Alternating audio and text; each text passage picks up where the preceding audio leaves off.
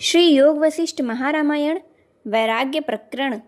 श्री रामचंद्र जी का भाषण सुनकर सबका आश्चर्यचकित होना, आकाश से फूलों की वर्षा, सिद्ध पुरुषों के उद्गार तथा उन सबके द्वारा श्री राम जी के वचनों की प्रशंसा।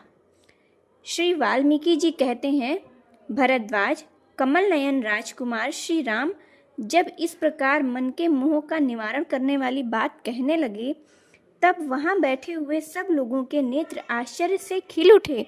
उनकी समस्त सांसारिक वासनाएं वैराग्य की वासना से नष्ट हो गईं और वे सब लोग घड़ी के लिए मानो अमृतमय समुद्र की तरंगों में डूबने उतारने लगे।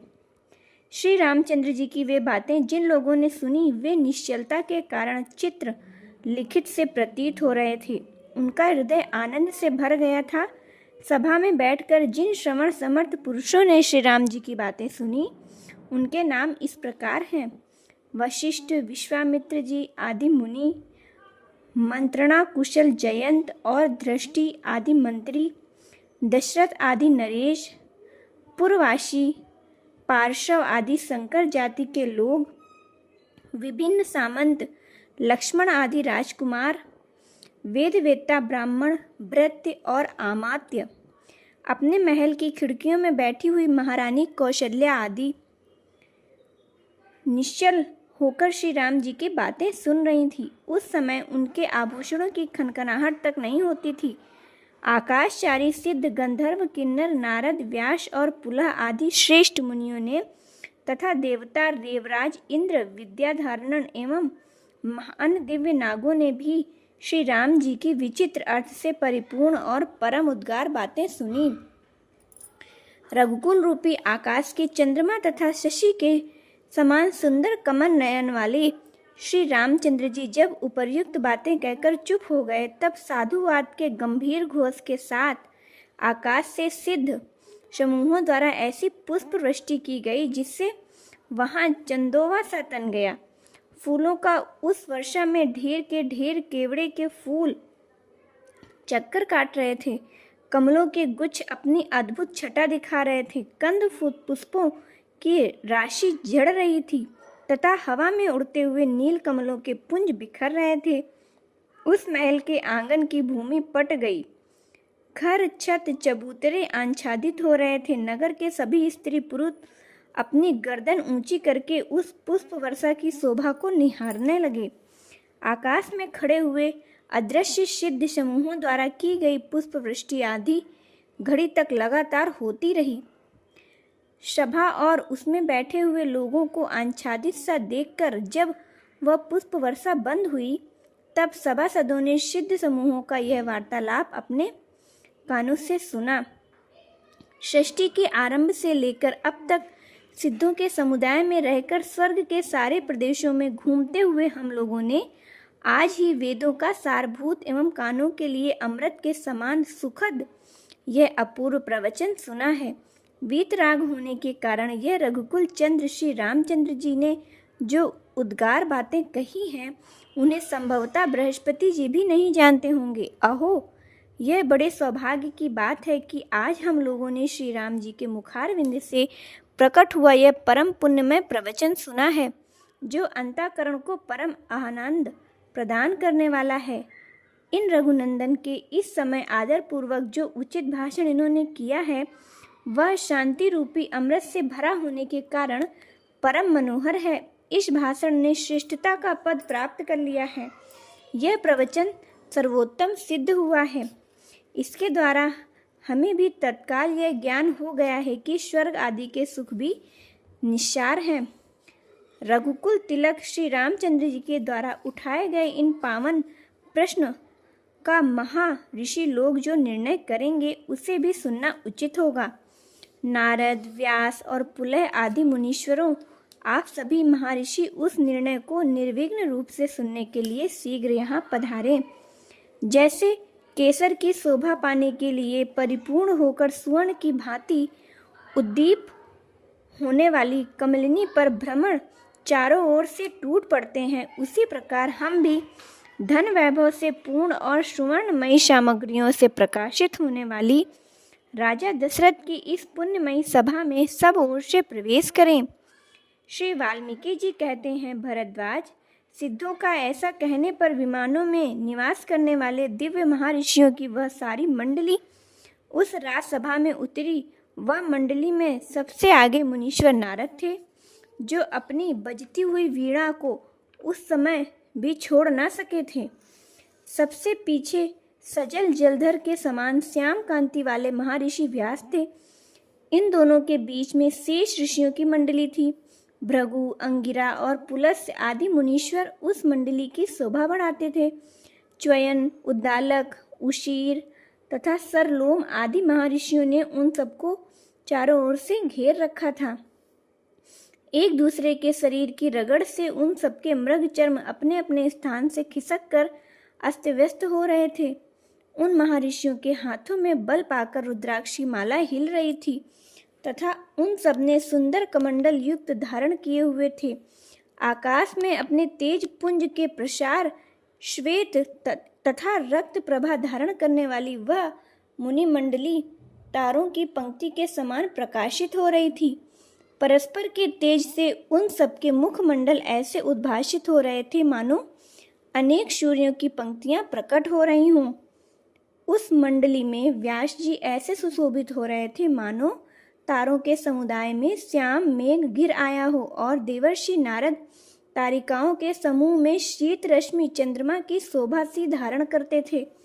महर्षि पुलस्त्य देव मंडली के बीच देवराज इंद्र के समान विराज रहते थे। महर्षि अंगिरा ऐसे प्रकाशित होते थे मानो देवताओं के समूह में साक्षात सूर्य बने रहने वाले इस संसार आकाश मंडल से वैसे व्यवहारों का निर्वाह करता हुआ भी मनुष्य उतरी थी। त्यों ही मुनियों से भरी हुई दशरथ सभा के सभी प्राणियों को आकर खड़े हो गए। वशिष्ठ और विश्वामित्र ने अर्घपाद तथा के समान समझने वाला और क्रमशः उन सभी आकाशचारी सिद्धों और करने वाला मनुष्य आकाशचारी सिद्ध आदि को प्राप्त हो सकता है। समुदाय ने भी संसार रूपी महासागर एवं मधुर वचनों द्वारा वशिष्ठ और विश्वामित्र जी का आदर पूर्वक पूजन किया। चरित्र का अनुकरण करने भूपाल दशरथ ने संपूर्ण आदर भाव के नहीं होता है साथ उस सिद्ध प्राप्त करने योग्य कल्याण का फल क्या है। फिर उस समय इस विषय सिद्ध समुदाय ने भी यानी कि इसको पार करने संबंधी वार्तालाप द्वारा महाराज दशरथ का सत्कार किया। मुझे तत्व का उस समय प्रेमोचित दान मान ब्रह्मा जी के द्वारा एक दूसरे से सत्कार पाकर अव्यवस्थित सभी आकाशचारी तथा भूमंडल में विचरने वाले महर्षि यथा योग्य अपने आसनों पर करने योग्य वस्तु क्या है। उन लोगों ने सबके सामने नतमस्तक होकर बैठे हुए श्री रामचंद्र जी का चारों ओर से मधुर आग्रह वस्तु क्या है। फूलों की वर्षा और साधुवाद के द्वारा चंचल चित्त किस प्रकार पर्वत के समान श्री रामचंद्र जी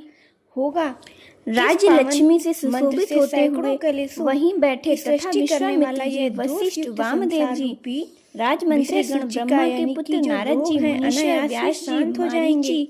हे महाशा, जैसे वन में उनके पुत्र अंगिरस जंतुओं के अधमरे शरीर को पीड़ित करते रहते हैं, उसी तरह नाना प्रकार भरद्वाज मुनीश्वर वाल्मीकि उद्दालक आनंदमय ब्रह्मचर्याति और च्यवन निष्ठा से रहित और भी पुरुष को सदा वेद वेदांगों से पारंगत। हे मुनीश्वर, ऐसा क्या उपाय है, क्या गति है, सब में कौन सा चिंतन है, क्या विराजमान है तथा पश्चात कौन सा साधन है जिसका अवलंबन करने के साथ नारद आदि जीवन रूपी वन भविष्य में वेदों का अध्ययन कर चुके थे। हे भगवान, इस पृथ्वी पर हुए श्री राम जी के लक्ष्य देव समाज में कोई भी ऐसी वस्तु नहीं है करके बोले, जिसे तुच्छ होने पर बड़े आश्चर्य की बात है कि राजकुमार श्री रमणीय ना बना दे। अनेक कल्याणमय गुणों यह नश्वर संसार निरंतर वैराग्य से परिपूर्ण और परम उदारता से कृपया यह बताइए कि श्री राम जी के भाषण में अज्ञान के निर्वाण पूर्वक इदम परमानंद रूप से व्यवस्था पूर्वक युक्त हो जाता है। हे मुनि, उसे ऐसी सुबोध भाषा में कहा गया है जिसे सुनते ही श्रोता वास्तविक अभिप्राय को साधन एवं विधि से धोया जाए। जो बात कही गई है वह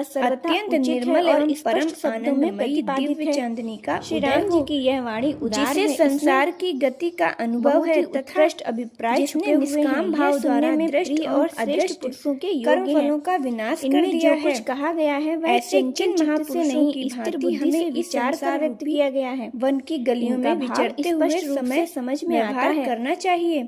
इस हे भाषण प्रभु, का किस प्रत्येक उपाय पद का आश्रय अभिव्यक्त लिया जाए तथा जिससे सुस्पष्ट है। संसार रूपी वन में यह विचरने वाले वाणी जीवों इष्ट को तथा आंतरिक राग संतोष द्वेष का रूपी सूचक बड़े बड़े है। श्री दोष रघुनाथ जी के तथा मुख से भोग निकला हुआ समूह यह एवं वचन ऐश्वर्य रूपी किसको हिंसक जंतु आश्चर्य में नहीं कष्ट डाल न देता। दे पाए। सैकड़ों में किसी एक मुनिश्रेष्ठ, पुरुष की ही वाणी संपूर्णता, तीनों लोकों में मन की उत्कृष्ट जो मन चमत्कार शालिनी पूर्ण और सत्ता है अभीष्ट अर्थ को प्रकट उसे करने में किसी समर्थ साधन होती रूप है। युक्ति के बिना राजकुमार नष्ट नहीं आपके किया सिवा जा दूसरा सकता। कौन अतः है जिसकी बाण आप के उस समान उत्तम युक्ति का सूक्ष्म अर्थ परिपूर्ण का भेदन उपदेश करने कीजिए वाली तथा कुशाग्र बुद्धि रूपिणी जिसका अवलंबन लता करने से विवेक लोक रूपी व्यवहार फल से में सुशोभित तत्पर रहने होकर वाला विचार वैराग्य रूपी मुझे दुख उत्तम प्राप्त विकास न को हो प्राप्त सके हो रही उस हो। व्यवहार संबंधी श्री राम जी की उत्तम भांति युक्ति का जिसके प्रतिपादन हृदय में कीजिए। अनुपम किस प्रकाश उत्तम फैलने चित्त वाली वाले प्रज्ञा महापुरुष रूपिणी ने दीप पहले शिखा युक्ति के द्वारा प्रज्वलित हो रही मोह का हो, निवारण वही किया श्रेष्ठ था। पुरुष उसने कहा किस जाता है। प्रकार का कार्य किया जिनमें था ऐसी प्रज्ञा जिससे नहीं है उनका वे मन मनुष्य परम रक्त पवित्र मांस होकर और शांति हड्डियों को के प्राप्त हो यंत्र गया रूपी है। देह में हे भगवान, मोह की आत्मबुद्धि निवृत्ति रखने के के लिए कारण आप जैसा मांस और आदि जो कुछ भी ही जानते बहुत हैं से उसका सब उसी रूप में मुझे स्पर्श उपदेश आदि दीजिए। पदार्थ का वह उपभोग कौन सा करते रहते साधन हैं। है ऐसा लगता है जिसका कि आश्रय लेने से उनके अनेक श्रेष्ठ भीतर पुरुष कोई चेतन दुख पदार्थ रहित ही नहीं स्थिति है। यानी कि कल्याण वे को जड़ के प्राप्त हो तुल्य हो गए जाएंगे। हैं। जो लोग श्री सर्वथा वाल्मीकि जी कहते हैं, मोहांछन होने भरद्वाज, के जैसे कारण मोर संसार महान का मेघों विचार की नहीं घटनाओं करते, से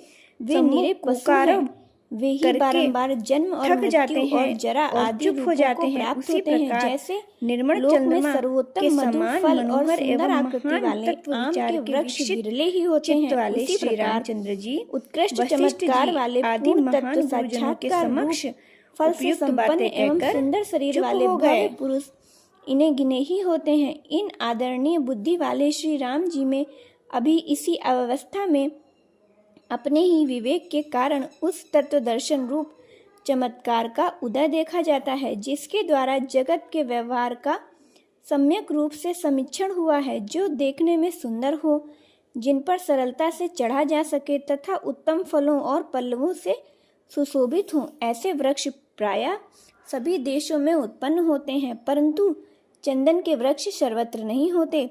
फल और पल्लवों से भरे भूरे वृक्ष प्रत्येक वन में सदा सुलभ होते हैं, परंतु अपूर्व चमत्कार से युक्त लौंग का वृक्ष सदा और सर्वत्र सुलभ नहीं है। जैसे चंद्रमा के शीतल चांदनी उत्पन्न होती रहती है, वैसे ही सुंदर वृक्ष की मंजरी प्रकट होती है और फूल से सुगंध प्रवाह प्रादुर्भाव होता रहता है।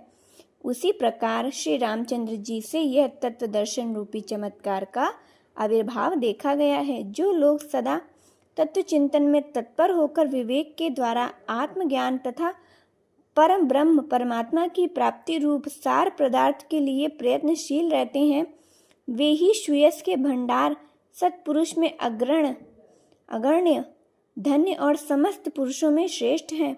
तीनों लोकों में श्री रामचंद्र जी के समान विवेकशील और उदारचित पुरुष ना तो अब तक कोई देखा गया है और ना ही भविष्य में कोई होगा, ऐसी हमारी मान्यता है। वैराग्य प्रकरण संपूर्ण। यहाँ से हमारा वैराग्य प्रकरण समाप्त होता है। आगे हम लोग मुमुक्षु प्रकरण पढ़ेंगे। उसके लिए हमारे चैनल को लाइक करें, शेयर करें एवं सब्सक्राइब करें।